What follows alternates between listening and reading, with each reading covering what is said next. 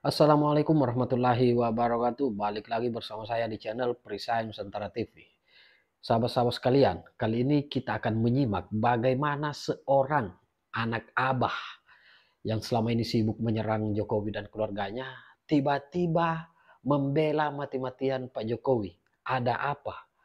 Ini menimbulkan pertanyaan tersendiri, dan bahkan dalam podcast kali ini ada podcast yang kemudian dilaksanakan oleh Pak Bambang, itu menghadirkan Novel Baswedan dan juga ex penyidik KPK Mas Yudi Purnomo Harahap, dan membongkar sebuah fakta yang sangat menarik.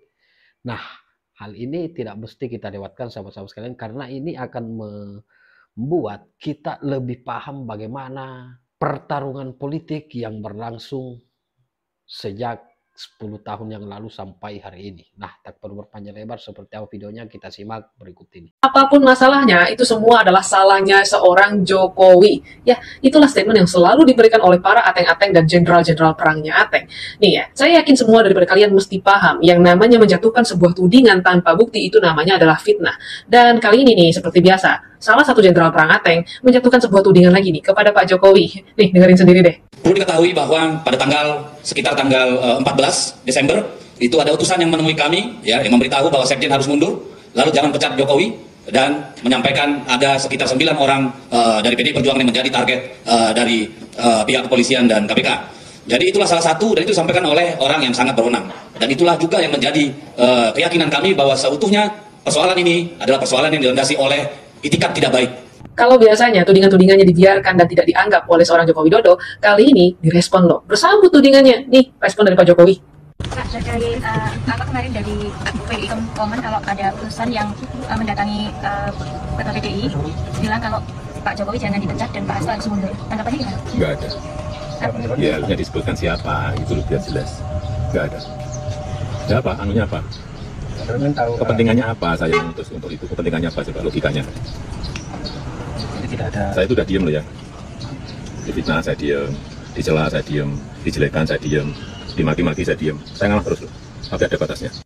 Kurang lebih apa yang disampaikan Pak Jokowi adalah selama ini difitnah diam, dicaci diam, tapi sabar orang ada batasnya. Ya udah, buka aja itu siapa yang diutus Pak Jokowi, seperti apa yang disampaikan oleh Bang Sitorus tadi. Nah, di sini kita sebagai masyarakat sebenarnya dituntut untuk cerdas dan cermat untuk bisa melihat situasi yang ada, di mana di saat ini ada dua kubu yang menuding dan kubu yang dituding. Sekarang untuk membuktikan siapa yang benar, otomatis mereka harus bisa membuktikannya dengan bukti yang ada. Nah, ini kubu yang dituding nantangin, ayo siapa tuh orang yang saya utus? Nah, kalau misalnya kubu yang menuding bisa ngasih bukti, ya percaya kepada kubu yang menuding. Tapi kalau nggak bisa kasih bukti, ya tentu aja kita akan percaya dengan orang yang dituding. Karena gimana bisa percaya tudingan tanpa bukti? Kan nggak mungkin dong percaya fitnah. Tapi kok saya agak ragu ya dengan kelompok yang menuding tadi, karena melihat track record yang ada, di mana nih beberapa waktu yang lalu kita pasti pada semua masih ingat bahwa Sekjen perangnya Ateng ini, yang saat ini jadi terdakwa KPK itu, sempat memberikan tudingan kepada Pak Jokowi yang katanya punya 1001 bukti untuk membuktikan bahwa Pak Jokowi melakukan sebuah kejahatan. Tapi nyatanya bukti yang diklaim itu hanyalah narasi yang akhirnya dikatakan bisa dipertanggungjawabkan di atas nama Tuhan walaupun tanpa bukti. Ya, kita kan semua pada pinter ya. Pada tahu semua kan ya bahwa tudingan tanpa bukti itu namanya fitnah. So, saya jadi menunggu nih, gimana tanggapan seorang Deddy Sitorus mendengar tantangan seorang Jokowi untuk buka siapa sih yang diutus Pak Jokowi untuk memecat Pak Hasto dan tidak memecat dirinya di kelompok ateng-atengan itu. Ya, kita pada paham lah, semua yang dilandasi rasa benci dan rasa sakit hati akan memang selalu menimbulkan suatu hal yang tidak baik. Disebut kotor itu kan bisa fisik, bisa juga non fisik. Waduh, ini jadi memuat informasi-informasi yang tidak bukan untuk kepentingan kemaslahatan, itu kotor juga. Betul. Jadi percakapan-percakapan yang tidak senonoh bisa, tapi percakapan-percakapan yang memang menyembunyikan kejahatan bisa juga terjadi di situ kan. Betul. Bisa juga, makanya. Tapi kan karena udah dirusak, ya kan, dan entah kemana ya udah. Tapi kan makanya itulah Bang, kenanya perintangan penyidikan. Oke. Ya, tapi menarik juga Pak, soal perintangan penyidikan. Nggak tahu kebetulankah atau faktor lain, orang-orang yang terkait dengan OTT kasus ini dan yang menangani perkara ini itu banyak yang di-TWK-kan, disingkirkan. Ups. Kalau dibilang itu kebetulan kok iya sebagian besar gitu kan. Dan faktanya memang kemudian menghambat penanganan perkara kan gitu ya. Jadi ini yang menarik dan kalau gitu yang disebut dengan perintangan penyidikan bukan hanya Hasto dong Mas diduga. Pimpinan KPK dong. Saya menduganya begitu. Saya menduganya paling tidak ada peran Firly. Tapi tentu harus dalami. Lu nggak usah kaget-kaget, Ruth. Tapi lu setuju kan? Kaget juga, Pak. Lanjutin, Mas. Ya, dan kalau kita lihat, Pak, sebetulnya kaitan dengan TWK-TWK-an itu, TWK abal-abal itu. Itu juga kelompok-kelompok yang sama yang melakukan. Jadi saya melihat ini kok kebetulan ya. Sekali lagi kebetulan lagi jangan. Ada kaitan-kaitan itu. Ini yang menarik menurut saya. Kalau dalam bahasa kejahatan, kebetulan itu bisa dikonversi menjadi ini kejahatan yang sistemik. Nah, iya. Terstruktur. Betul. Jadi kebetulannya itu didesain. Kebetulan dan direncanakan. Kebetulan dan direncanakan. Padahal sebenarnya tidak ada sesuatu yang kebetulan ini. Pasti ada semacam permulaan. Permulaan kalau dalam hukum pidana kan. Jadi bagi saya, Pak, ya ini kan sudah masuk ke perkara pokok lah intinya ya. Ya sudah, bertarung aja di situ gitu kan. Toh besok walaupun ada pra-peradilan yang kedua ya, pasti hakim gugur juga. Kemarin aja kan gugur ya, walaupun sebenarnya masih ada harapan dilanjutkan ya. Kan kubu Hasto itu kemarin berharap dilanjutkan prapernya karena mungkin mereka ada keyakinan akan menang. Ya walaupun saya katakan loh, kalau misalnya tidak mengakui ada kesalahan, ngapa takut berantem di tanda kutip ya di persidangan gitu ya, ngapain mau ngotot di formil gitu ya. Mau kan proses bukan material. Jadi ketika kemarin sidang dibuka ya, dari KPK mengatakan berdasarkan SEMA, ada SEMA 5 atau berapa gitu ya tentang peradilan itu, bahwa ketika sudah dilimpah itu kan udah gugur karena statusnya sudah terdakwa dan dia sudah tahanan pengadilan ya. Kemudian kalau dari kubunya Hasto kan dia adalah sidang dibuka ya, diketok 3 kali gitu lah ya. Artinya tapi kan hakim kemudian diskor ya, kemudian akhirnya datang lagi memutuskan. Ya memang bagi saya memang logikanya kan bahwa KPK masuk ya, SEMA masuk ya, sudah dilimpah kemarin ya di pengadilan di hari Jumat.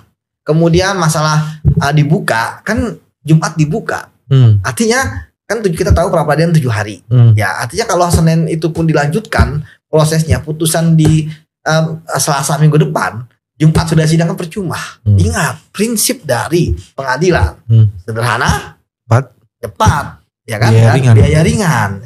Ya kalau misalnya kita tahu bahwa hari Jumat itu dari sidang perdana dan sidang perdana sudah jelas dalam KUHP itu adalah menggugurkan pra-peradilan ketika proses masih berlangsung, ngapain di hari itu ada pembacaan permohonan, besok ada jawaban, kemudian ada ini kan, seperti itu, Pak. Oke. Ada satu pernyataan yang Mas Novel kemukakan tadi yang menurut saya menarik.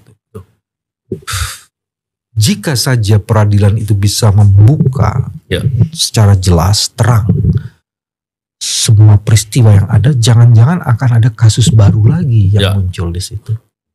Dan saya yakin itu mestinya momentum ini digunakan ya. Karena seperti apapun setiap kejahatan harus diungkap dengan setuntas-tuntasnya. Kalau ada dugaan, dan ini pernah dibicarakan oleh beberapa media juga terkait dengan upaya untuk menutup kasus besar tertentu.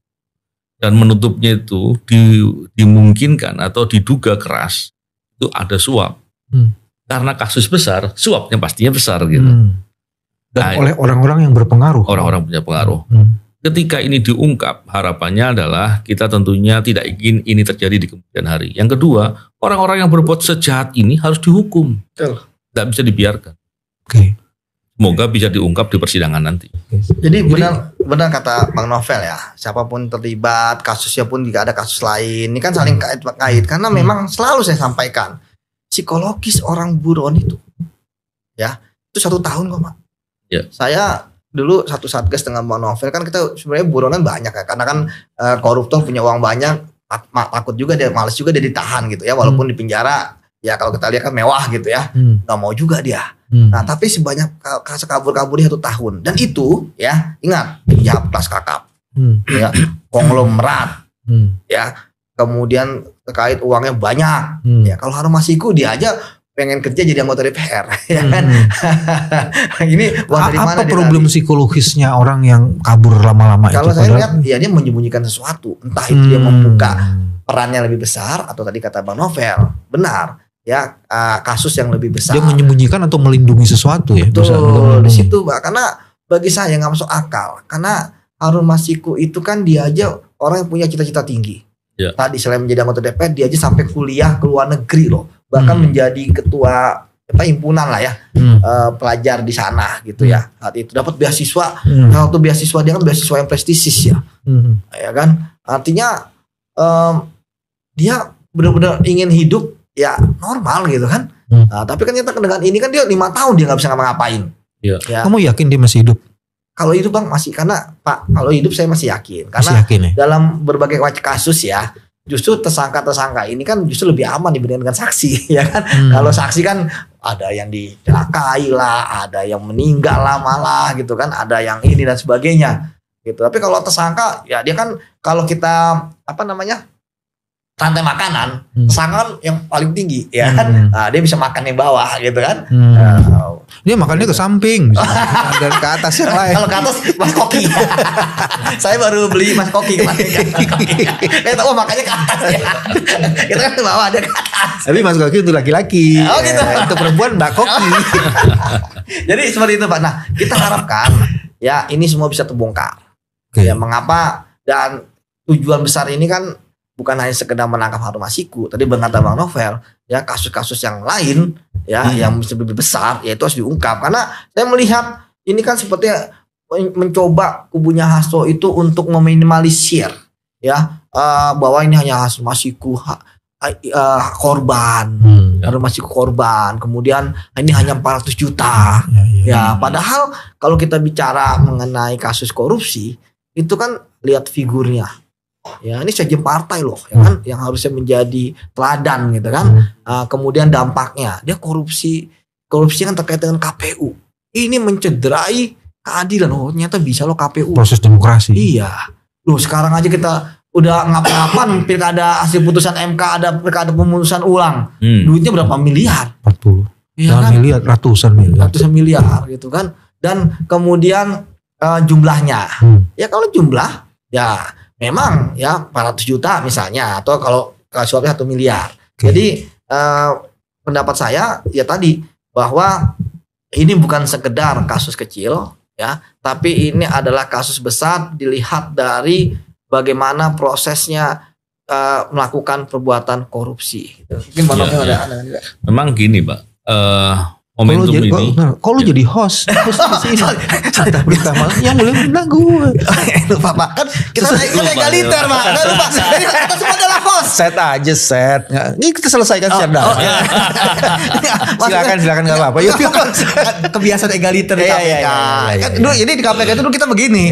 Ya kan jadi enggak cuma tanya aja kok lo yang jadi host kan gue pernah nanya. Bukan saya. Jadi kadang-kadang di KPK karena egaliter saya seolah-olah jadi pimpinan.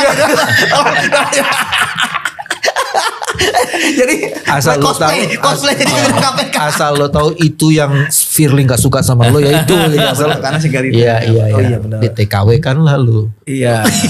Mas Novel mau ngomong tadi silakan Mas. Tapi Yudi kan ikut tanganin juga kan, enggak ya? Yang mana Pak? Yang soal Harun Masiku juga TWK kan juga enggak ya. Tapi begini, menurut saya ini momentum buat Harun Masiku. Mestinya setelah 5 tahun ya sudah cukup lah. Dia mau berkorban seperti apa lagi? Baiknya dia datang menghadapi permasalahan muncul, dan kemudian dia harus jelaskan kalau benar ada kaitan yang bersangkutan dengan kasus di baliknya ini, sampaikan saja. Karena nggak ada untungnya dia menyembunyikan sesuatu. Dan kalau dia menyembunyikan sesuatu, persoalan ini nggak selesai di sini, masih panjang lagi. Itu rugi. Nah, kerugian-kerugian itu yang seharusnya dipikirkan, karena kan masa hidup dipakai buat nutupi urusan orang. Dan rugi bagi Harun Masiku kalau sebagian kejahatan itu bukan menjadi tanggung jawabnya, tapi dia harus tanggung. Betul. Karena seluruh tuduhan dan sinyalemen itu diarahkan kepada dia, dan dia harus telan itu. Inilah saatnya untuk berpikir ulang bagi Harun Masiku untuk mencoba keluar dari persembunyian dan menyatakan sebenarnya. Cukup jelas dan detail apa yang kemudian dijelaskan oleh Novel Baswedan dan juga Mas Yudi Purnomo Harahap. Jadi memang pada dasarnya kebaikan-kebaikan yang selama ini ditanamkan oleh Pak Jokowi, meskipun dia diserang, dihina, dihujat, meskipun dia diam, dia sabar menghadapi hinaan dan hujatan, ternyata hari ini berbondong-bondong orang melakukan pembelaan karena mereka sudah meyakini bahwa apa yang dilakukan oleh Pak Jokowi selama ini ternyata itu untuk bangsa dan negara. Nah, saya kira demikian konten kali ini. Bagaimana respon sahabat-sahabat sekalian? Tinggalkan di kolom komentar. Terima kasih. Wallahul muwaffiq ila aqwamit thoriq. Wassalamualaikum warahmatullahi wabarakatuh. Salam waras, salam akal sehat, NKRI harga mati.